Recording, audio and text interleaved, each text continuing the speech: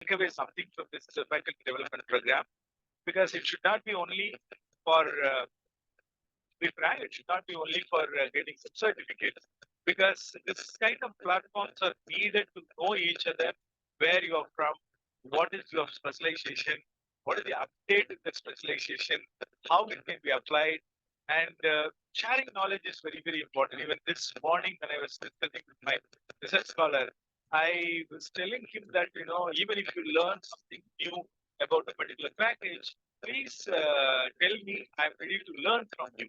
So learning and teaching, not necessarily only from the students and the teachers, it can be anywhere around it. So it is better all the research scholars and all the participants seriously take this as a faculty development program. And at the end of that program, you must feel that I have gained some amount of skill into this. I have gained, some kind of skill which will enhance my research ability. The papers which I publish after attending this FDP program will be better than what I have published before the attending this program. Such a kind of confidence we have to gain. For that, I think the resource course will be very helpful, because nowadays, as I have been telling this, after the innovation and implementation of this digitalization, digital finance, and digital marketing, the concept of commerce, the concept of business have ramified in a wider arena. Okay, the entire world can be treated as the customer base. Sitting in one particular village in part of a country, India, you can think about a customer in Czechoslovakia. So business and the concept of it and the associated, the concepts, it's all changed. It's not the business of exterior. And you have a lot of examples. Say, for example, if you take Flipkart, and that was started with even yes, thousands of rupees only. But after some amount of years of experience, that has been sold for crores and crores of rupees. So it is possible for us to understand what is the real business, what is the meaning of the business. So these kind of faculty programs will help the faculty members to discuss some of the new areas inside the classrooms. And the students can think about a small project, a small write-up about the new things. So, for example, the digital transaction. Okay. Now, everybody who has smartphone can have an opportunity, but you can even test what percentage of the people, those who are having smartphone, are using this digital platform, and how many of them are over using it. Are they legitimately using it? And can we think about this kind of aggressive consumption lead to lack of savings? Because savings only will be converted into investment. Only when you have an investment, you can produce more for the consumption. So this is a cycle. Now, is this cycle, operates in a higher platform or not? If it is a break, if the chain breaks, where it is, why it is, how it can be rectified. So enormous amount of scope are available in this business research area. So you have rightly chosen the topic of quantitative as well as qualitative research in business. There was an era where we can say from 1970 to even 2010, more of people worked on quantitative data. They estimated the cause and effect relationship. They predicted the future values and everything based on quantitative numbers, what had happened. But now I can see in the last 10 years, maybe from 2010 onwards, more from qualitative research is coming because of the availability of the packages like SPSS, R, Python, eViews, and Stata. So many packages which are really the qualitative analysis. Behavioral analysis is one area in economics, commerce, business, all those. So we can analyze the behavior of the customer. It's very difficult because unless you analyze the behavior of the large chunk of customers, you cannot predict whether your business will long last for another 5 years or 10 years. Because the factors which decides my business keep on changing. So scope is available and research scholars have to think about your area. When the research scholars comes to me and the faculty guide comes to me, I used to tell them that please move away from the basic track. Okay, some of your seniors have done one work, others can take up the same thing with another area, with another product. It should not be there. There are enormous amount of scope. Rural market and digitalization is an untapped area because it is necessary to go into that. And a lot of other sectors like healthcare and entertainment sector, and these sectors again do not have that much of research capability. So the students of commerce, those who are doing post graduation or even undergraduation, take a small work of your research because a little baby step only will take you to the very high level. So you just apart from your classwork, the participants, the teachers can also tell your students of your college, let them have an experience of taking up one problem, collecting the data, analyze it, and write 2 pages. That is enough. They need not write 20 pages of an article. 2 pages of their own experience and let them give solution for that. They start with the problem, they end with the possible solution. If you write the wrong, doesn't matter because the gap between the problem and the solution is the research. And let them have a taste of research. And then, even nowadays, you need not do. I mean, you might have not studied calculus or whatever, but you can apply that because the packages are very much available with the manuals and the video supporting lectures. All those things will help you to do a data analysis. Based on that, you can speak authentic output. So my sincere wish for all the participants who are joining all over India and the team, as well as our students, very, very happy for this one.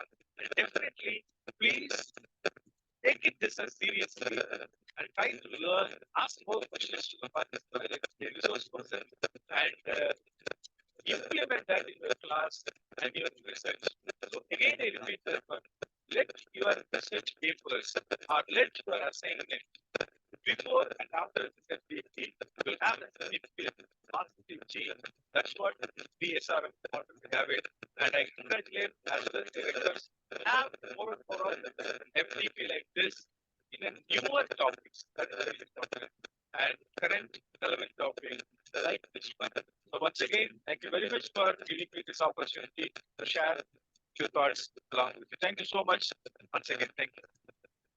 Thank you, sir, for the powerful, inspiring, and heartwarming words. Sir, we often stimulate our students' senses to prepare them for the learning progress. And today we are no different from our students. We came here today not as teachers or facilitators, but as learners. We will prove it, sir. Now, we know what we came here for. If someone would ask you, why are you here? Our ready answer would be to attend the training or seminar or FTP program. But significantly, specifically, what do you think are our goals of being here today? Well, if you are not sure yet, let us listen and be guided as our very own Professor Dr. S. Albert Anthony Raj, sir, Deputy Dean, Faculty of Science and Humanities, to proceed the gathering with the facilitation address. Please, sir. Thank you. Good evening to one and all present here. I'm very much happy to be here, part of this program that is being organized by the Department of Commerce. That too, a faculty development program, right, that is organized with a very important topic to discuss, building up the insights on qualitative and quantitative aspects of research. Yeah, it's known very clearly that both qualitative and quantitative research play a crucial role in advancing knowledge in different fields. The choice between them depends on the research objectives, I'm sure, and the depth of the understanding that is sought when we are just looking into the research. In many cases, a combination of both approaches, I'm sure, provides a more comprehensive view of the research topic. When I'm thinking of the qualitative research, the nature of the data that plays a major role. Based on that, there are different decisions related to the research process has to be taken into consideration. When I'm just thinking of nature of the data, it involves the type of data that we are normally taking for our research work. Either it may be a numerical data or a non-numerical data, such as text, images, videos, audios, and everything. And also the richness of the data, which provides a detailed information about the study that is taken for the subject that is taken for study has to be looked into. Then when I just talk about the research, there are a number of steps that are involved. When I'm just talking about the data analysis, which plays a crucial role with regards to the research, either it may be a thematic analysis, where we just look into identifying, analyzing, and reporting the different patterns that we could identify from the data set that is available. And also, when we are talking about the theoretical aspects, there may be different aspects that we have to take care, like developing theories from the data and allowing them, providing themes to emerge. So these are all the things. And many a times we look into a narrative analysis, where we will be just examining the stories or narratives within the data. So based on the nature of the data that we are just looking into, we can just have a very generalized form of understanding about the context in which we are just doing our research. When we are just talking about the understanding within a specific context, rather than generalizing a broader outlook of the problem, right, related to the broader population that we are taking up for research, that plays a very important role, and that also decides how our research work has to be. As we have the program for the Department of Commerce, really, I need to just highlight about different aspects of research that possibly that is taken by many researchers here. As I am from the field of computer science, I will always start with the e-commerce and online retailing, where the research in this particular area is going to be very much essential for not only the companies to develop their business, but also to contribute the national economical development, the GDP, generally we just talk about, right? So where I'm sure the research may be categorized into analyzing the customer behavior in online shopping, then impact of mobile commerce on traditional retail. Then even we can just, when we perform the e-commerce or electronic transactions, we need to worry about the cyber security aspect and also the privacy issues that are normally related to it. And also, it is required to know about the sustainable practices, right, in e-commerce. Likewise, if I just talk about any area of research that could go. So this may be analyzed from qualitative and as well quantitative point of view. Then when I just talk about the financial technologies, that has a very major role. The role of fintech that we are talking about is the financial inclusion, the cryptocurrencies and their impact on the traditional banking, the regulatory challenges that normally are to be discussed with regards to or derived with regards to the fintech industry. All those things are very much required. And we all know that the AI and machine learning applications play a very crucial role even with regards to financial services. So in that aspect, if you just take, I'm sure this FDP is going to be an enriching one for everyone. Whenever we are just listening to people like our guest speaker today, Dr. Sivakumar Somasundaram. Really, we have very eminent personalities to address to the researchers and as well the faculty members, which would certainly help them to identify the different ways by which they can just develop their research skills. Even for regular teaching, the research skill is very much needed. If I'm interested to teach a particular concept in a way the students can understand it effectively, maybe I can just take up an application point of view. Unless and otherwise, I have a very clear insight about what I'm going to talk and what way I'm going to just convince or convey that message to the students, so that would help me to have a good understanding of the subject, and that will make me to make my student to have a greater understanding. So on that note, let me congratulate the Department of Commerce for having taken up an effective topic, right, where the researchers and faculty members who really need to build up their perspectives related to the research, which is mainly the need of the hour.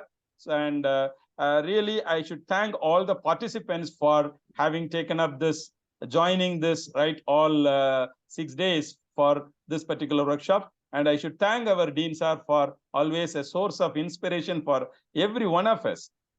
After we have taken up some initiatives that every department has to have a very good programs to organize, to connect people from different areas together, so that would help us to share knowledge and enlighten the knowledge that our researchers and faculty members have. Sir is always encouraging all the departments, and he has motivated every one of us to have a contribution in this way, so that certainly the horizon of knowledge can be automatically extended. So really, thank you so much, sir. I thank our management for always supporting every department and every activity that we are taking up in the Faculty of Science and Humanities that would always contribute to the society, so that we, the participants of this particular program, I could witness or I could see that there are around 130 participants connected. Really, it is a great thing happening. And this 130 would really make 130 thousands of students and other researchers to get the benefits in the days to come. So in that note, let me congratulate everyone who have joined, and I should thank the resource person for today's session. Thank you so much for this wonderful opportunity. I wish this FDP a grand success. Thank you so much. Thank you, sir, for graciously reaching out us today despite your hectic schedules. Earlier, we had been guided with setting the right goals for this week-long training. While it is truly important to have similar goals, it is also necessary to establish the right expectations so we could move as one into a single direction. So how do you feel right now? I hope you are tired and bored. So the time of session came.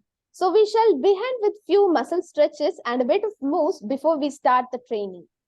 On a training summary.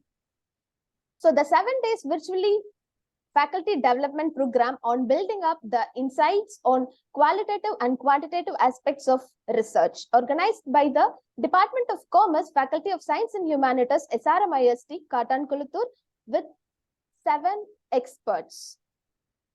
With the first day, Dr. S. Shivakumar sir. On the second day, with Dr. Florence John ma'am. With the third day, with Dr. V. Baston Jerome sir. On the fourth day, Dr. V. Vijaykumar sir. On the fifth day, Dr. Shubhendra Kumar Pratant sir.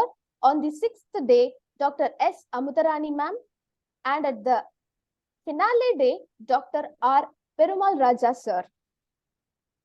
On giving a thanking note to the organizing person, organizing secretary, and the organizing conveners, Dr. J. Solomon Tanguduri sir, Dr. S. Lenin sir, Dr. U. Priya ma'am, Dr. K. Shivaperumal sir, and all the organizing members, let us proceed with the day 1 session. Now I would welcome Yogita, student of second year BCom PA, to introduce the day 1 speaker. Yogita, you can proceed. Okay, ma'am. A warm evening to one and all present here. On behalf of the Department of Commerce at SRM IST, Faculty of Science and Humanities, I welcome a speaker, Dr. S. Sivakumar sir, Associate Professor in School of Governance and Development Management, Hawassa University, Ethiopia. He is an academic activist born in Namakkal, Tamil Nadu, India. He pursued his master's and doctoral programs at Gandhigram Rural University, Dindigul, Tamil Nadu.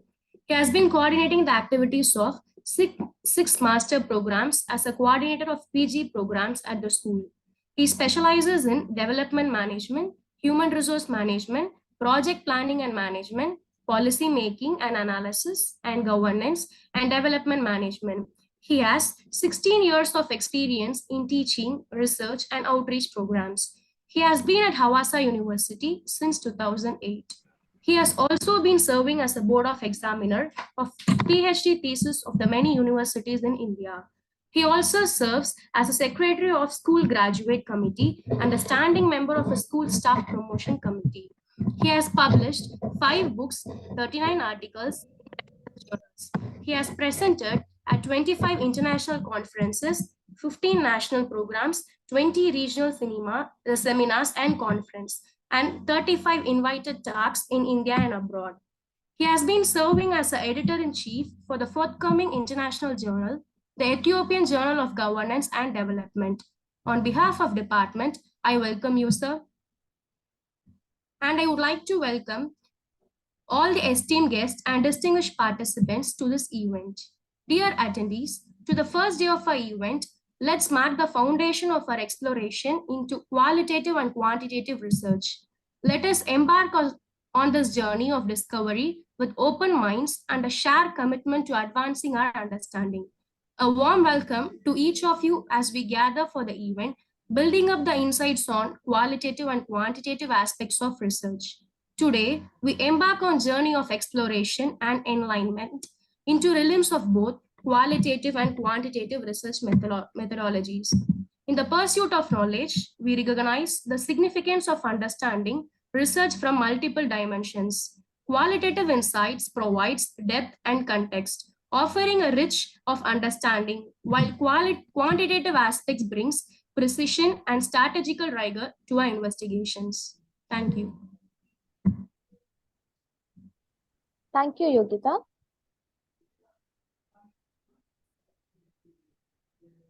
At this juncture, may we call on the Day 1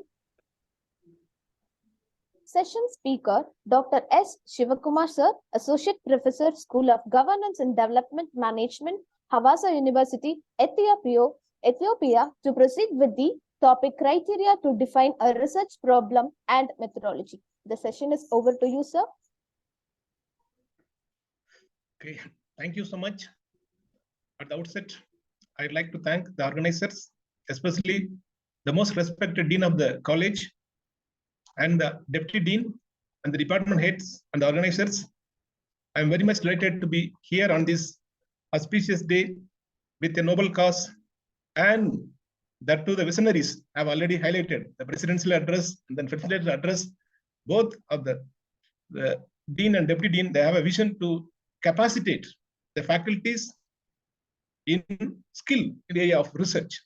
Indeed, it is my pleasure and honor to be here with my own topic. It has been assigned to me. It is about how to define a research problem and how to go for what are the intricacies of writing a methodology. So let me begin with my slides. Friends and faculty members, I hope all over India you have joined for a noble cause to know at least something about what does it mean by research, and then how to just define a research problem and the like. So here, I hope that there are also research scholars and then faculties as well as students. I'm told that you are all. I hope you will be getting a great insight about what does it mean by research problem and methodology. So thank you, the organizers. Thank you for giving me the chance. Let me go over with my topic. It's about criteria to define a research problem and methodology. So again, coming to my presentation overview, today I'm going to be with you on these areas: criteria to define a research problem, and then intricacies of writing a research methodology. So research problem, before we go for this, let me try to brush up your mind. What is all about research and why we are supposed to conduct research? So pursuing research and its purpose. Here, just this is my first and foremost question to all of you. What does it mean by research in your own opinion? Why it is conducted? Especially the domain of business, as it was highlighted by the Dr. Professor Joyasamy sir during his presidential address. Now we are living in an era of revolution in information communication technology, where AI plays an important role even in business, and technological nuances has brought a lot of changes in our day-to-day life. So earlier we had a different lifestyle, but due to this, thanks to the technology, I'm happy to meet you through the Zoom meeting. This thanks to the platform. Not only this, likewise, there are a lot of changes in our lifestyle, even in business, and then that to international business again in our day-to-day areas. So AI has its own latest updations with this online as well as e-based services, which has its own tremendous importance for our research field as well. So how can we define a research problem and methodology? This is what my today's topic with you. And let me brush up your mind with the what does mean by research? What does it mean by research? As we all know that it is organized. It's not something like studying for exam and going writing something and coming back. It is systematic. As long as you're systematic, that means starting from identification of the problem and developing your hypothesis, addressing the hypothesis with methodological nuances, and then getting into the inferences, and then going into the extent of interpretations and triangulations if you adopt a mixed methodology or qualitative and quantitative methodology, and then until the end of findings. Then not only that, there should be consistency in terms of its travel from the title to the findings. And furthermore, some researchers, we are supposed to suggest for the future studies the gaps, research gaps, which can be addressed by the forthcoming researchers. So it is evidence-based. Of course, what makes research is unique and what makes research is scientific is the main aspect, data. As it was rightly pointed out by the Deputy Dean, Mr. Albert sir, Dr. Albert has rightly stated that data, even qualitative studies as well as quantitative studies, your nature of data, the validity, neutrality, objectivity of data, it matters a lot. And it is very important, it is very vital. How we research is very vital. Why? Because we are trying to find out something, we want to give solution for some existing scenario, or we want to correct something which is not as expected as of today, or we want to extrapolate. So extrapolations or forecasting or predictions can also be possible. So research is more of objective. What does it mean by objective? It is value neutral, value free. And then you should not bring your personal motives or customers' own inclinations or desires. Again, customs, our traditions, our belief systems, norms, values should not have any place in research. And then sometimes our social situations may also force to do something and to interpret some researches based on our own expectations. That is known as bias, that we will see in detail in the forthcoming part of my today's speech with you. And then scientific inquiry or investigation into a specific problem. Of course, we take a unique problem which is of contemporary nature and which needs to be addressed by our own research findings and answers. So to some extent, of course, as it has been postulated by many of the speakers before me, the keynote as well as the facilitation speakers, it can also help you to develop theories. Of course, this is about somehow I would like to share something about research and why we need to conduct research. Research is being conducted with different dimensions and different polarizations. We do research for making some assessment, that to observe a situation, for example, marketing trend or the global market or impact of global inflation on the current market and the like, to observe some situation and to infer some results. Exploration, it is about to uncover the reality facing problem. It is to bring out some unique things. What is exactly? It is about entering into a new domain, like for example, starting up of a online business, and then postulating the market feasibilities and the like.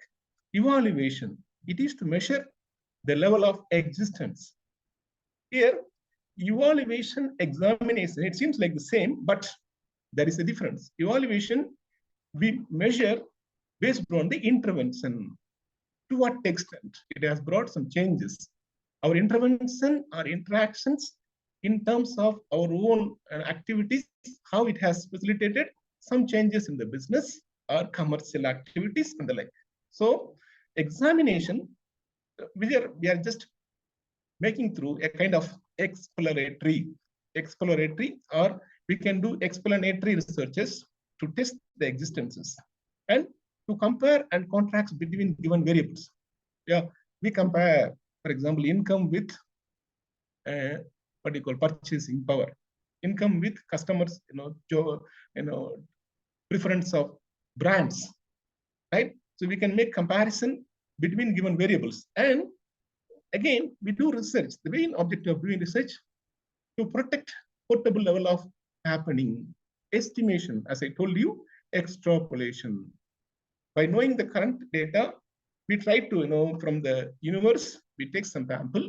From the sample, we try to get some inferences, and based on that, we try to generalize. And transferability. Generalization and transferability can be possible by estimation. And the one which we have been talking about, propagation. It is to declare a theory, a concept, or system, or a model for which we need to do research. So, friends, these are the major, as much as possible, I try to classify the objective of doing research under these categories. Of course, assessment, exploration, evaluation, again, comparison, estimation, propagation, and then examination.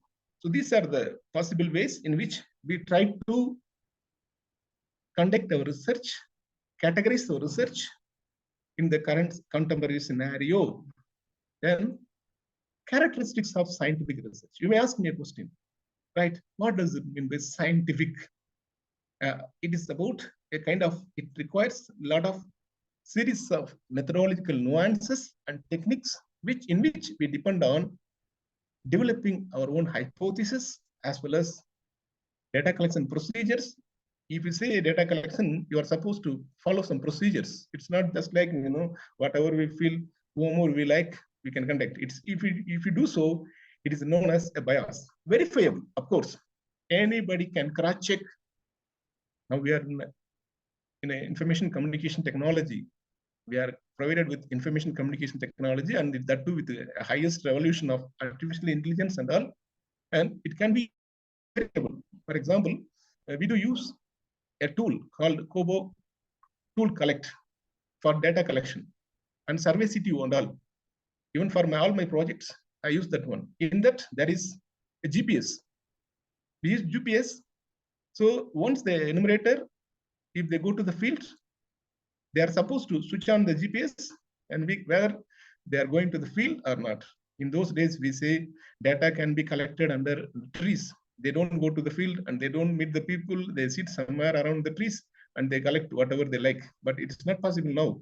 Unless otherwise, if you are not switching on the GPS, you cannot get a proper identification whether they are doing or not. So in somehow we got the advantages with this Kobo Tool Collect as well as Service CTO, and likewise there are a lot of softwares are available to collect data from the field. So friends, scientific and very verifiable as well as cumulative. Of course, it is an aggregation. Cumulative in the sense it provides a holistic idea about your own intention of research. Again, it comes to an understanding that you can get a clear idea about what you do. So it's a holistic overview about the research. And deterministic, for example, a vendor.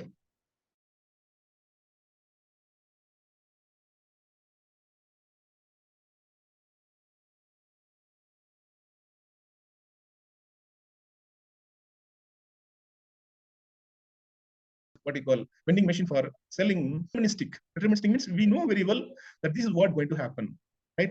So again, it is mainly the most important, very serious issue which I would like to highlight when we talk about research problem and then methodology, ethical and ideological neutrality. Neutral or unbiased, ethical and ideological neutrality.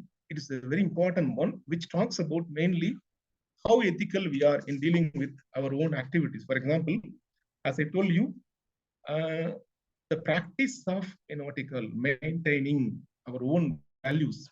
So it should be value free or value laden. It should be value free, and then we should not enter into bias. For example, data collection. As I told you before, I'm sorry, I'm getting some noise. The organizer, please mute them. I'm sorry. Yes, sir. We'll sort out, sir. 1 minute, sir. Please, sir, please. Yeah. Sort Yes, it out, please. sir. Thank you. Yes. Okay. Thank you.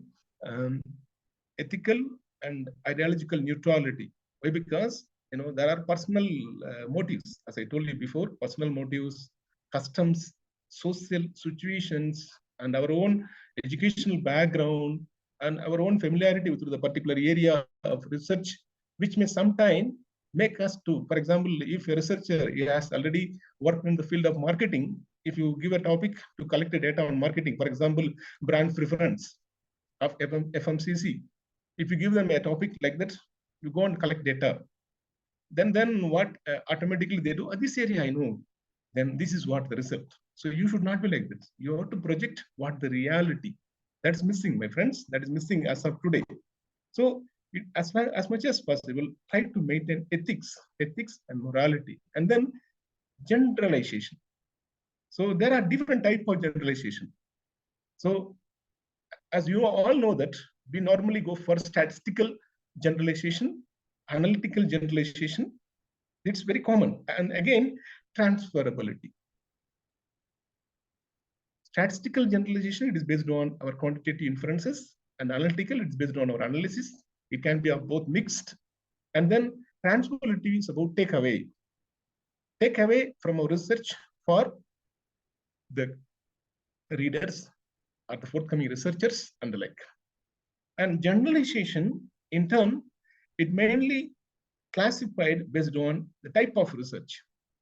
To be frank, normally we generalize from broader to specific when in quantitative researches.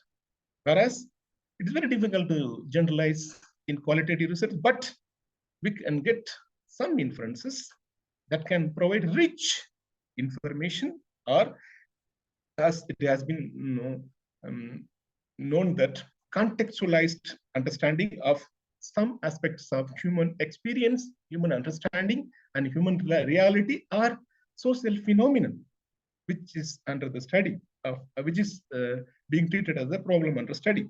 So this is how generalization we do in research when we identify research problem and the like.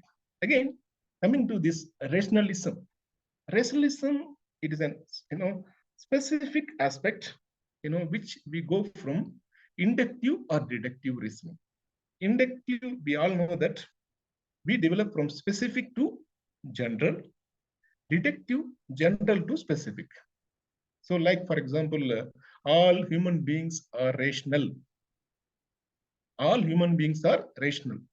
Then Mr. X is a human being, he is a rational. So what does it mean? It is a deductive. Mr. X is a human being, is a rational, then all human beings are rational. It is known as inductive, specific. So where we can use this inductive and deductive? You may ask me a question. This inductive reasoning can be very much comfortably followed in developing theory. When you want to develop a theory or a model or approach, then you can attempt for that one. That specific observations to general. That is possible. And if you are having a research problem, in that you want to test the existing theory.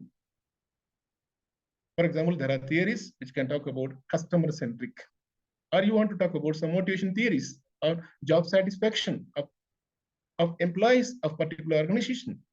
So if you want to test, Maslow's hierarchy of needs theory or ERG theory or Herzberg two-factor theory, and like there are a lot of theories are there with regard to job satisfaction and work-life balance and the like. So if you are interested to do some research on these areas, this is possible by deductive reasoning. Hence, scientific research methods has its own unique, features. As I told you, friends, scientific, verifiable, and again, it is more of what you call deterministic, ethical, and ideological neutrality. Again, it can be generalized, and it is of more of cumulative, and then rationalism of both inductive and deductive reasoning. With this, let me also brush up your mind with regard to when doing research. Before I enter to the main theme of this one, still I am this with the theme. I have been talking about the problem with different aspects. For classification of research, we have got very important dimensions. Why we need to do research? The very first question, why we need to do research? Easy to fulfill, easy to answer something, easy to attain some of the, what they call unanswered things, or what could be the policy implications or practical utility of my research? In that, the research problem plays an important role. So friends, keep in mind, before you go for surfing a problem or searching a problem, you need to do a lot of homework with regard to this aspect. Why I supposed to do this research? What is unique in my research? What I am going to contribute, the cumulative, the knowledge, or the existing pool of knowledge and the like, and what are my limitations? Do I have adequate time frame to do this research? Am I stretching a lot, or am I bounded with my time span? Or and where can I find my own, respondents? We call it as the instruments which we can be administered to solicit informations, which are very essential for addressing the problem for research. So hence, you need to know the purpose, the utility of the research, and time dimension and data collection. In addition to that, availability of data and sources of data and availability of informants as well as informations, which plays a very important role when you want to just devise a research problem. So these are the foundation in which we move on to the next very important dimension of our today's area. It is about intricacies of defining a research problem. So what is all about a problem? When you are meticulous in defining your research problem, I'm sure that almost half of your research has been done. If you are clear with your problem, settling a problem, most of researchers and academicians, the main problem for us is about settling in a research problem.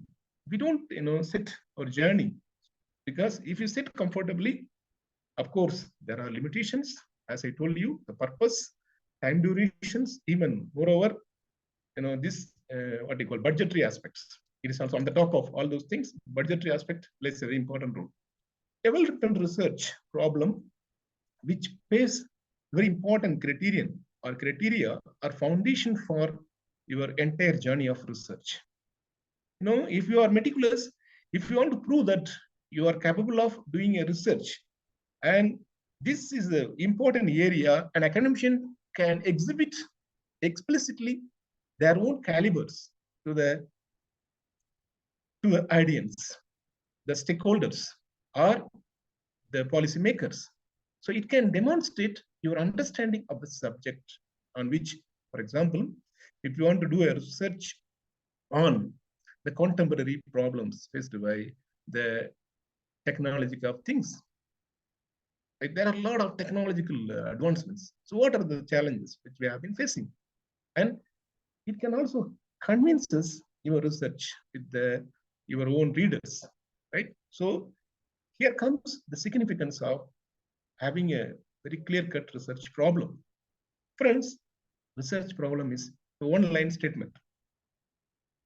don't get panic when you say research problem, how to define this and how I am supposed to answer this and the like. It is just a one sentence with several paragraphs of elaboration. A research problem, it goes with only one sentence, but it is the foundation, it is the starting point for your research. What you are looking for is going to be addressed in your research, or what is unanswered by the previous research, the gap, the research gap. So research problem which emanates based on your own experience and literature review. I'll come to that part later on. Then, and again, and there are leftover things which has been studied by different scholars. So, and at the same time, there are some issues which needs close attention that you are supposed to carry out.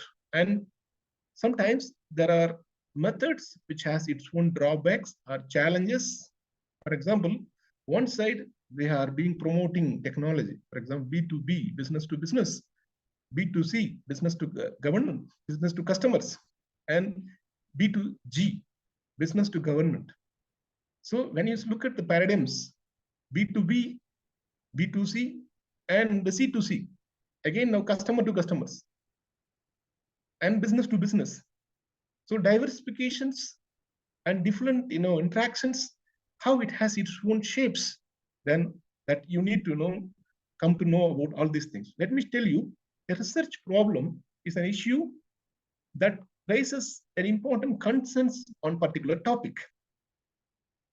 So as I told you, this can be formulated by using literature review or assessing the significant relevance of the topic. So this is how we go, how to do this literature review. It's not just mere organizing. I happen to evaluate more than 75 PhD student thesis from India, especially from Tamil Nadu, more than 20 to 30 PhD student thesis.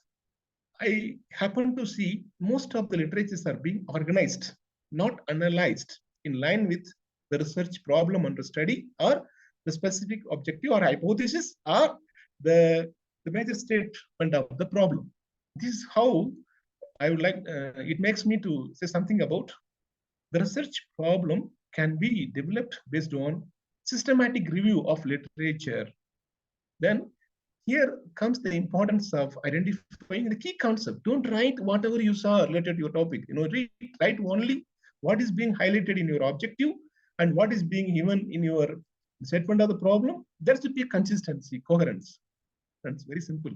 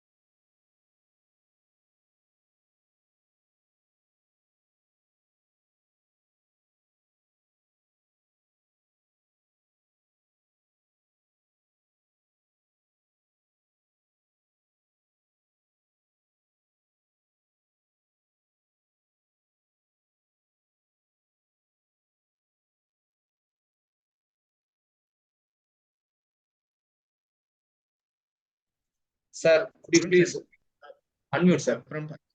There is some technical issue. It's Yes. Power cut, it seems. Shall I continue? Hello, shall I continue? Yes, sir. Yes, sir. Yes, sir. Yes, sir. Yes, sir. Okay, sorry. And empirical literature review, where overemphasis has been given by most of the scholars when they prepare their literature review. Of course, that is well and good. I really like the part. And methodological review, even this part is ignored part. Most of the researchers, they don't write these methodological reviews.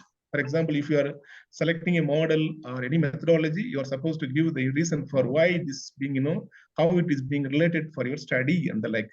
So in general, I can say creating a research problem involves an overview of a broader problem area and then narrowing down it to the specific by creating framework of the topic. By the way, you can also make a research, conceptual framework by connecting. If you are going for a study which is mainly restricted on quantitative analysis or mixed research, there you can link the dependent variable with independent variable by having a framework. The framework, it is known as conceptual framework or analytical framework, or the framework which can be adopted from the previous developed frameworks. For example, if you are adopting a framework, business models, right? You can just say that at the end of literature, it is being adopted for my study and the like. You can just still make a correlation of those things, right?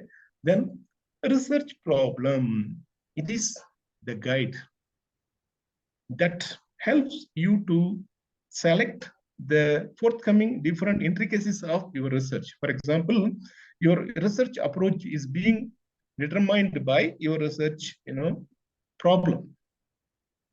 Yeah, if you want to meet a single individual or a group of some 5 individual, for instance, you may have a study to assess the challenges faced by entrepreneurs, successful entrepreneurs, women entrepreneurs in particular district of some area. So if you want to know the challenges and prospects of women entrepreneurs, those who are running business, in particular, small and medium scale enterprises, you really want to do that one. You are supposed to go for different, research approaches that may have its own nature. For example, you may choose qualitative data if you are adapting a case study or ethnographic study based, or you can select a study which is based on more number of people. For example, 300 or 450 or 60, respondents. In that case, you are supposed to have quantitative data. Or if you want to have the blend, blend of these two mixes, mixed data research also possible, mixed approach. So your research approaches are being, formulated based on your problem and methodology. I'll come to that part later on. Even your data collection, to whom we are supposed to go and where we are supposed to collect, right? This is based on your research problem. And again, interpretation of results and finding answers and solutions, even comparing and contrasting with previous researchers and research findings and taking into national performance or international performance, having a holistic view or making an integrated analysis and the like, all being done based on this interpretation of results can also be possible by this, research problem. Friends, as I told you before, there are 3 types of research, problems: theoretical research, applied research, and action research. So the theoretical research, which gives much emphasis for a kind of inductive reasoning. Applied research that we normally do, we go for explanatory or ethnographic or kind of mixed research or cross-sectional, descriptive or quasi-experimental before and after scenario and the like.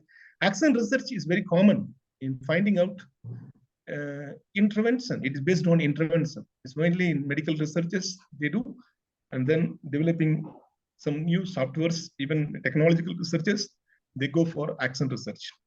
So theoretical research, the problem is mainly to develop additional frameworks or theoretical models and the like. But normally we rest on the middle one, applied research. Applied research is the one we normally do.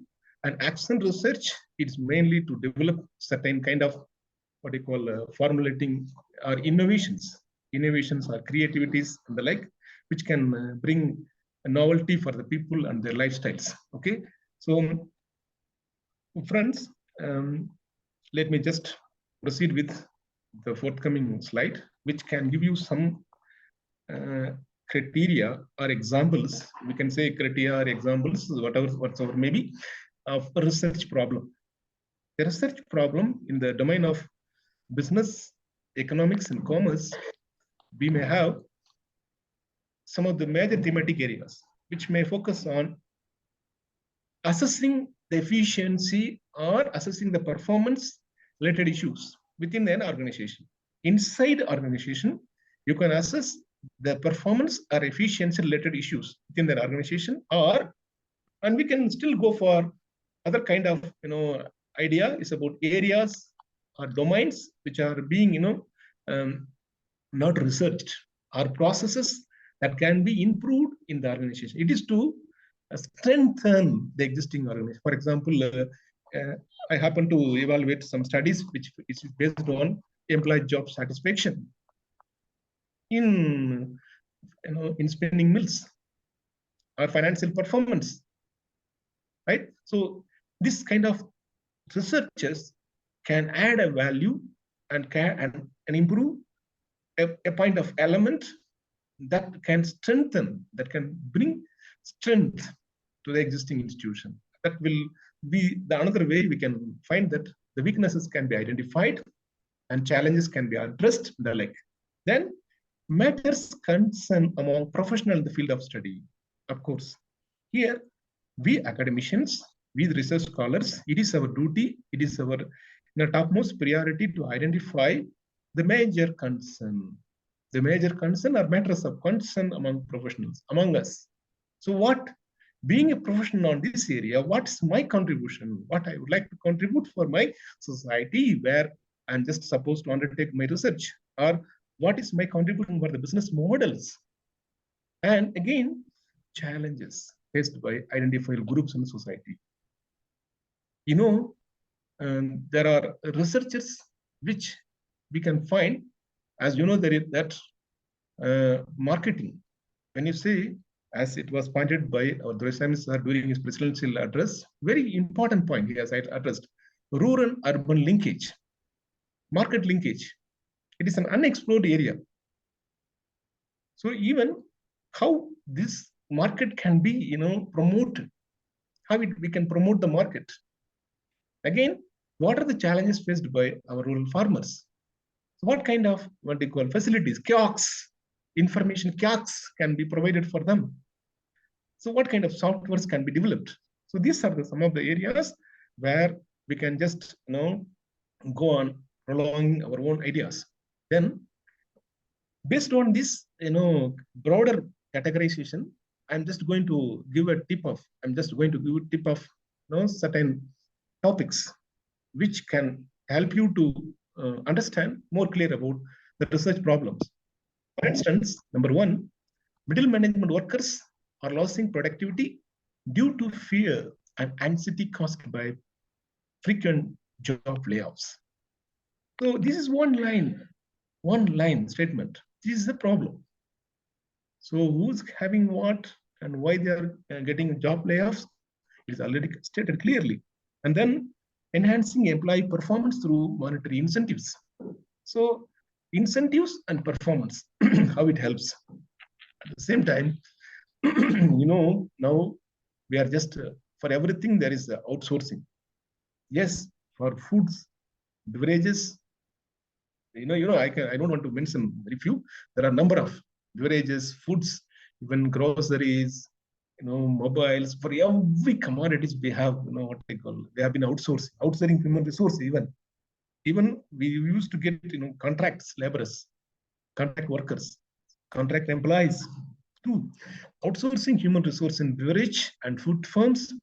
Again, and this is one of the very interesting area, role of e-commerce in reducing operational cost in business firms. And then the effect, or you can still think of assessing the effect or impact of artificial intelligence enabled technologies in e-commerce. How this helps. This is how we go for what they call identifying a problem.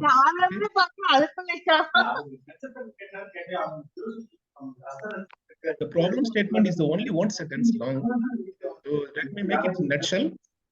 The problem statement is only one sentence long, but it's always followed by other paragraphs that go further in detail on the issue. So make a strong case for why the issues needs further investigation. So authenticate your arguments with informations, data, and that is the way we used to justify our own writings. Friends, writing a problem is nothing but write and justify with statistical data or inferences what has been dealt by different agencies or scholars earlier to your research, and then still you can just focus on the futuristics and professions and the like. So use the data that illustrate the problem breadth and depth to the explain and how it can be connected with the current corporate, social, and political trends. So here comes the meticulousness of the researchers, how you are going to compare and collaborate and corroborate or link or relate or connect your research problem by justification with the current existing trends or scenario for your research. There comes the key aspect of defining a research problem. And then you need to make an effort to provide a vivid and detailed examples of the issue and make sure you can quickly identify one sentence that serves the problem statement in writing this to the end. So the methodology part, which I want to say, so the problem statement, there are questions. There are key questions are why the research problem is important one, what has been the critical historical development of the problem, and what are the different points of view the problem under study has been identified, how there has been significant investigations or studies or reports concerning the problem under study, and what is the current status of the research problem of your interest, and what are the major outstanding concerns in the general research problem at the national importance as well as the global scenario.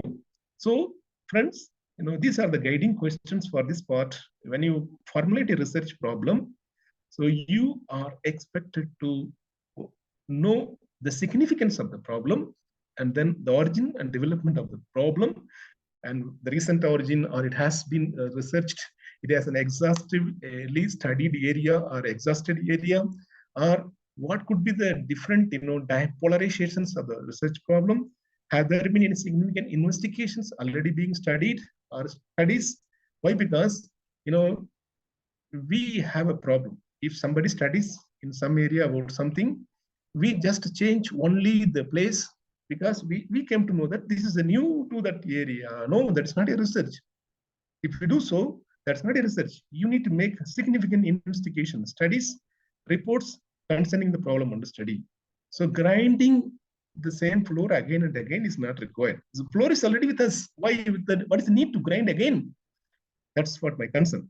Friends, what is the current status of research problem of your interest? So what is the current status? That means where we come to know how the research is going to contribute for the policy implications and whether it is researchable or not. The research problem should be researchable. In nutshell, I can say the research problem that should be researchable. What are the major outstanding concerns in the general research problem and the like you need to take care. And then in addition to this, in connection with the research problem, I do have some key observation that can connect with objectives. Objectives, we normally use general and specific objectives. When you set up an objective, that has to have researchable terms. Mostly I see to study, to describe. No, this is not, it's okay. But the objective says to study, to describe, to compare, but we don't find appropriate research approach. So the problem, based on the problem, we are going for research objective. In that, you need to come up with some researchable words, researchable terms to write your research methodology part, especially the objective of the study to develop. Again, to identify is okay, but in line with the identification, how you are going to do? Are you going to do this research literature review, or you are going to use a rigorous kind of analysis, and how you need to know, and then explore, measure, explain, and the like. Okay, then again, the objectives, as we all know, that it should follow the SMART principle: specific, measurable, achievable, relevant, and time bound. The goal is to keep the objectives from being vague to impractical. So you need to keep away the objectives from being vague to or impractical. So you need to make the objectives from being vague. You should not have impractical. As I told you, objectives should be researchable, and it should fulfill your research problem. And creating, articulating what you want to achieve and your ability to work towards the goal and the like. So again, sometimes we use the research question, mostly I could see hypothesis. Hypothesis framing is a very important area where the researcher has their own impression in setting up of a particular researchable hypothesis based on the research problem, a researchable hypothesis that should be addressed, and significance. I don't see in most researches we fail to highlight why the study is important, how it is related, and what are the key stakeholders for whom the study is meant for. And you need to identify the related, relevant, potential stakeholders, right? So for your study, it can be a case study, or it may be, what you call mixed approach and the like. So how this study can be useful for different stakeholders. When you identify stakeholders, you need to identify who could be the potential, related, relevant stakeholders, and how this study can be a stepping stone or springboard for the forthcoming studies, and what is new in this study, and how we are just having the study with new improved methodologies. And then, as I told you, if you are using some advanced statistical tools or the like, or data collection instruments, you need to highlight those things, the significance for whom the studies. And very important area, scope. Scope is the area where researcher has high freedom. When you define a research problem, comes the scope. For example, if you say scope, in the scope area, there are different aspects. Let me tell you, scope is more of theoretical scope. Yeah, which theory my study is based on? Subject matter. I'm just going to talk about only the financial performance of the particular institution, or even what you call personal performance in terms of job layover or turnover, the layoff and turnover. So what is my focus? So you need to clearly find out. So again, impact of what you call global business on local business, globalization or global business trend on local business, or impact of exchange rate on global exchange rate on the local business. If you have a study on this area, which aspect you want to talk about? Are you going to talk about only the trade aspects, or you want to talk about the way how it is being, the scenario is being affected and the like? So it is about theoretical or thematic scope and geographical scope, the area, study area. And then, as I told you, subject matter or thematic scope, geographical area, time. For every study, there is a limit. Okay, so even it is a master thesis or PhD thesis or your own research. So is it for 1 year or 5 years or 6 months? You need to know about this scope as well, and methodological scope. Whether your study is going to be on mixed research or only is based on qualitative or with ethnography, or it is more of quantitative. So this one you need to highlight. And then limitations and expected limitations of the study. Limitations in the sense, here the researcher has freedom to talk about, not in terms of money or budget, right, or in terms of the time. It is about the methodological limitations. There you need to highlight the limitation aspects. So this expected limitations can be unwritten when you develop a proposal. When you are developing a proposal, you can highlight the expected limitation, which you may extrapolate, or you may presume this may going to happen. It may not happen, right? It is of probability. But when you are planning to do a case study, you need to highlight very clearly this study is not possible to generalize. Why? Because the nature of the study is case study. Or if you want to generalize based on population-based study, and you can see this study is cross-sectional, and it can give a kind of location-specific generalization and the like. Okay, so this is how we write the limitations and expectations. And one more important area, when you define a problem, there is also some related terms. Friends, we take it very lightly. This area, conceptualization of key terms or definition of key terms are operational definitions.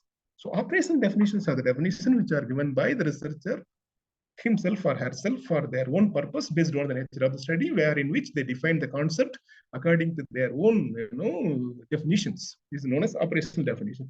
Definition of key terms which we can adopt from any researchers. So this is necessary to specific terminology and concept associated with research.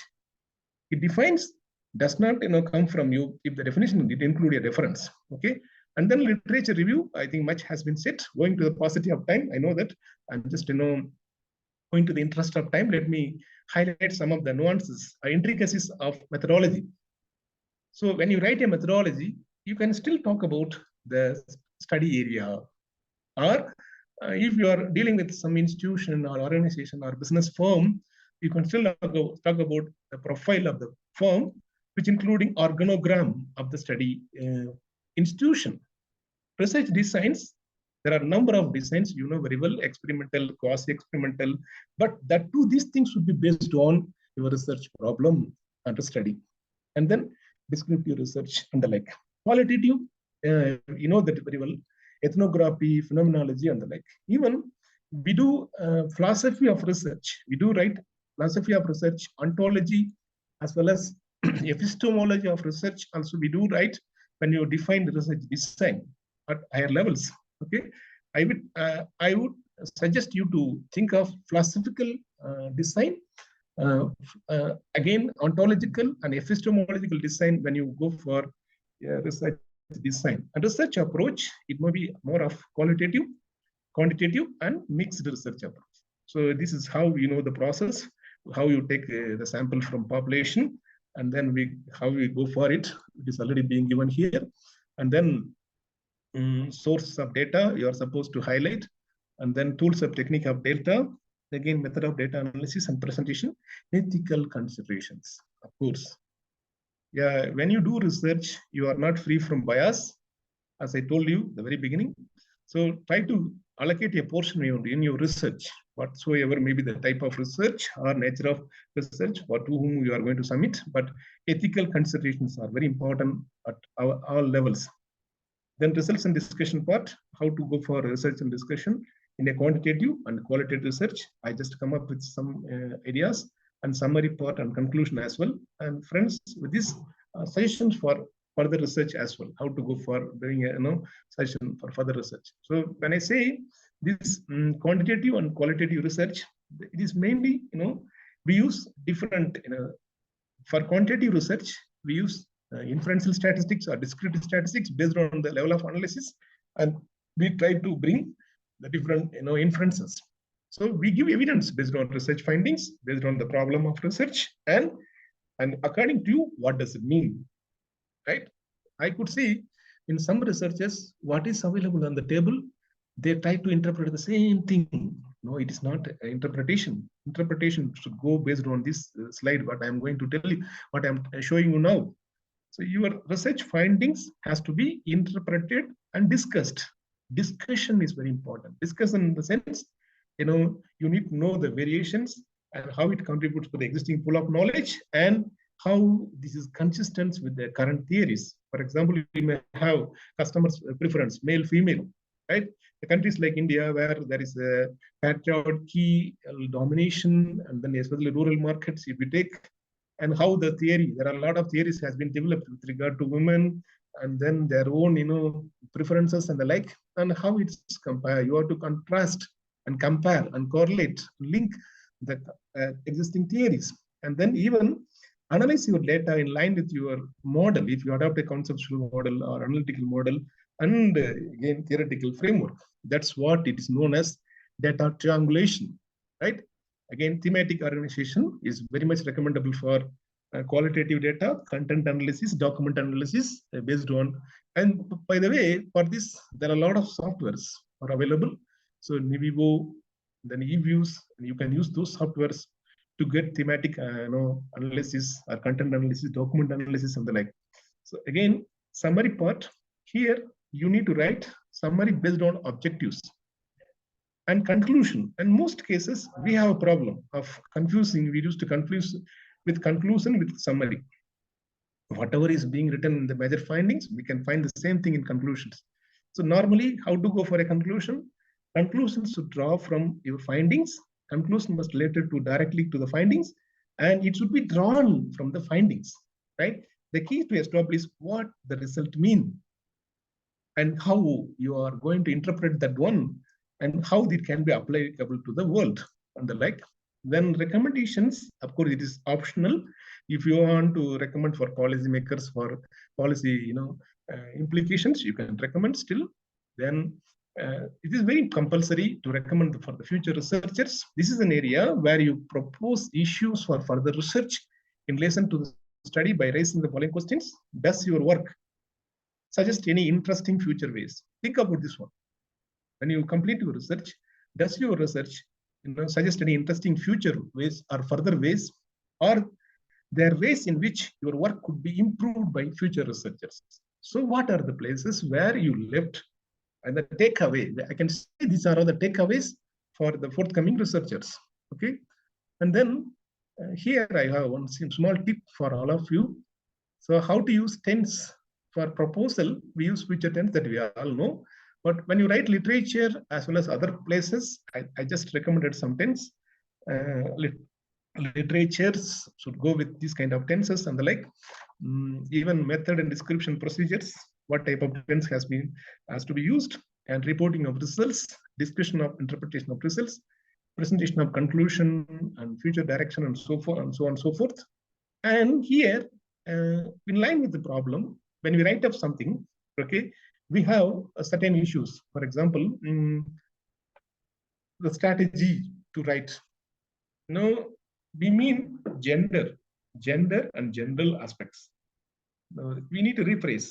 Sometimes we say that person is very common. Instead of saying she or he, it is better to make general statements. An individual, it is better to say a said person singular. Using plural nouns or plural pronouns is compulsory instead of what we call single nouns. For example, his or her objectivity and the like, it's not advisable. It is better to use plural nouns and replacing the plural nouns with articles. For example, his grant, instead of a researcher must apply for his grant by September 1. It is better to say a researcher must apply for the grant. That means you are not biased. So this take of this nuance intricacies, dropping pronoun. The researcher must avoid letting biases and expectation influences the interpretation of results. So here, if you see, the researchers must avoid letting her own. Her own means you are just particularizing. It means bias. We commonly make these mistakes. Then that's how it makes me to highlight on this part. Again, titles. Sometimes I see some long titles with a lot of disturbances when you make in the research write-ups. So try to avoid those things. I just come up with some idea. So with this, let me stop here. If you have any question and answers, you are welcome. I thank one and all from my heart, bottom of heart, especially the organizers and the management for giving me this opportunity to say something about research. Thank you. Thank you, sir. We have a question from the audience group in the chat box, sir, from William Mary ma'am. The inquiry pertains to the availability of data set for medical or clinical research. If the original data is unavailable, we may need to resort utilizing existing online data or benchmark data. Is this approach deemed acceptable and it can lead to effective research outcomes? This is the question, validity. Exactly. Thank you so much, madam. It's a very interesting question, which really it is very need of the hour, because most of the researchers, they depend upon the collected data, the secondary information, which can be possible. But you need to write the agency to whom it has been addressed or by whom it is being produced. So what is very important is here is that you are expected to know the source, validity of the information, right? So the validity is very important. So the verification should be done before you use the data. It is possible to adopt. You can have a study, but in quotation, by caution, you need to check the reliability of the data. So what is the sample size? Whether they are depend on only one group or whether the sample is heterogeneous or homogeneous, that the researcher has supposed to decide. If it is homogeneous, and you're supposed to look for heterogeneous. If you're looking for heterogeneous, and based on the nature of data, type of data, you can just go for it. Thank you. Thank you, sir.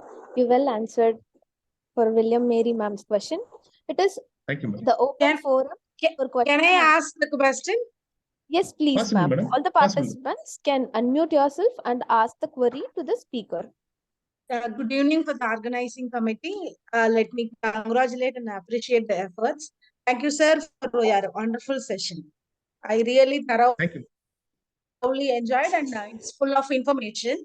So throughout the session, I was there. I am a commerce faculty. I have a doubt like in a social science research and commerce research and all, finding a research gap is a bit difficult. Whatever topic we are searching for, almost all the research has been done already. So how to find the research gap under social sciences? Very good, madam. Very interesting question. So can I answer, madam? Shall I answer the question?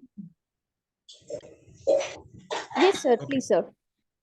Ma'am, research gap is the one of the key area where researcher is supposed to work and do a lot of homework.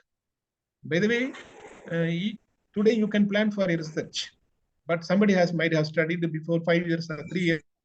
But the dimension matters.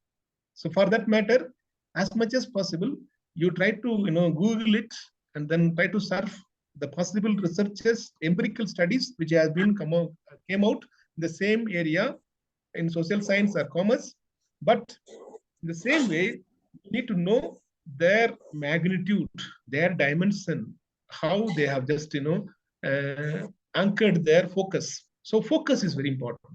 No, even though the study is the same, but even now I may frame a topic and you may frame the same topic, but the way you write, the way you promote is entirely different from that of the one who is going to do. So in such a way, the dimension can be known as the research gap in terms of the conceptual updations, and in terms of theoretical applications, in terms of analytical focus, and in terms of methodological usage. For example, Mr. X might have studied a research based on descriptive study, but you may take the same study in terms of inferential statistics. It's a gap. Still we can use. Thank you.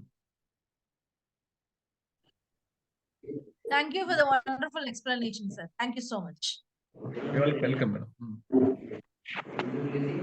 Thank you, sir.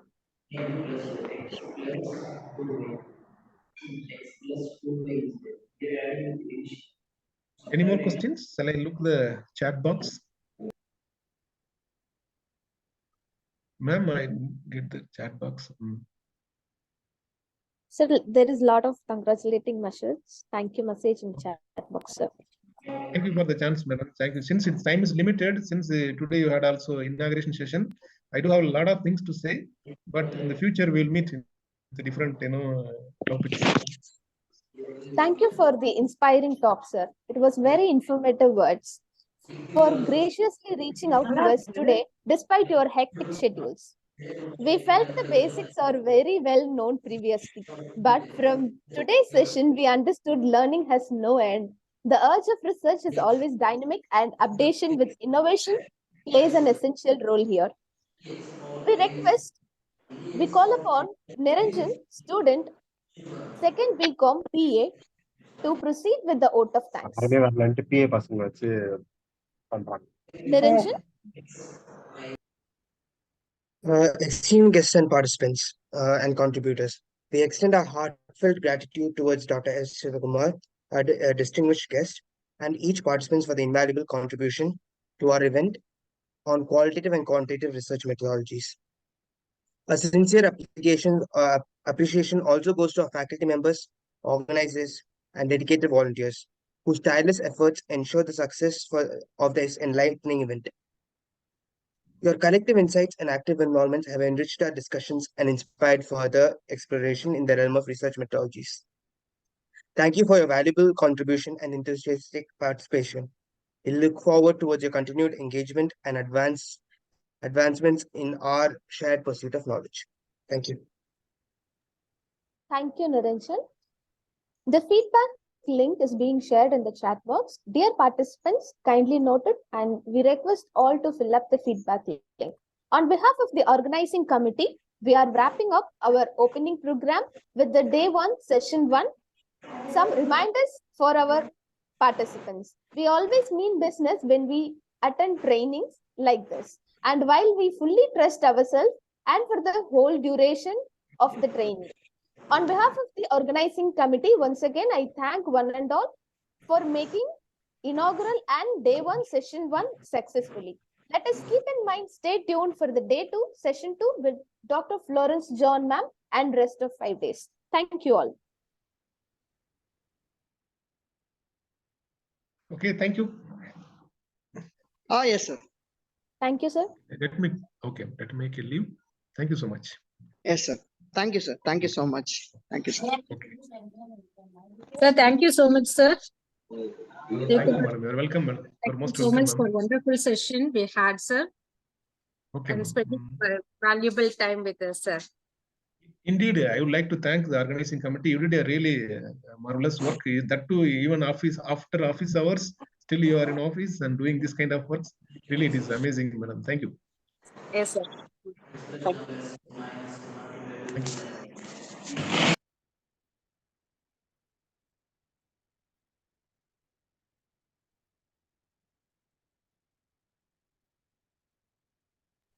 It's time to leave for all the participants. Stay tuned for the rest of the 5 days. Thank you all. Have a good day. Good night.